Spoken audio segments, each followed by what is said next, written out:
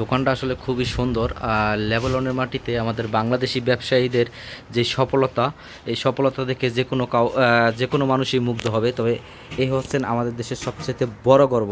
তো আসলে তাদের কাছে জানার চেষ্টা করব যে এখানকার ব্যবসা প্রতিষ্ঠানগুলো আসলে কেমন সুযোগ সুবিধা, বা যারা নতুনভাবে ব্যবসা প্রতিষ্ঠান করতে চান কীভাবে করবেন, এই ভিডিওতে আপনাদেরকে।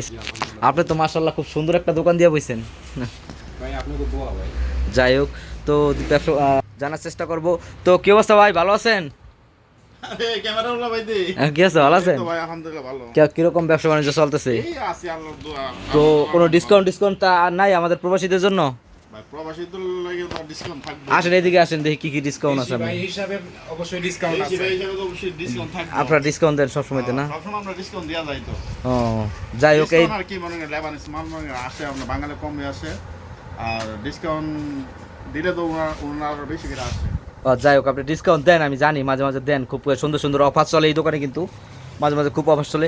আর আর সবচেয়ে বিষয়টা হয়েছে কি, যারা যদি আপনাদের মতো এরকম একটা ব্যবসা প্রতিষ্ঠান কোনো আমাদের প্রবাসীরা করতে চায়, কিভাবে শুরু করতে পারে একটু যদি কইতেন। আসলে এটা তো ব্যবসা তো আমরা তো মনে করেন ফুলিয়া এইভাবে করছি না, আমরা তো মনে করেন আস্তে ধীরে ধীরে ধীরে ধীরে বড় করছি। হয়, এটা সত্যি। আবার মানুষ তো আস্তে ধীরে ধীরে সফলতা পায়, তাই না? এক সিঁড়ি থেকে দুই সিঁড়ি 200 থেকে 3 সিঁড়ি, এবং ধাপে ধাপে ধাপে ধাপে আপনি কষ্ট করতে হবে। ধাপে ধাপে সিঁড়ি কি উঠছেন নাকি? এই দোকানে কিন্তু আপনারা খাবারের যত আইটেম আছে সব কিছু পাইবেন। আর আমাদের এই বাংলাদেশি প্রবাসী ভাই খুব সুন্দরভাবে এই দোকানটা সাজিয়েছে। তো ভাই, তো আপনাদের ব্যবসা বাণিজ্য কীরকম চলতেছে যদি একটু বলতেন আর কি। এই তো ভাই আলহামদুলিল্লাহ ভালো, আল্লাহর মধ্যে ভালোই চলে। হ্যাঁ। মোটামুটি আছি।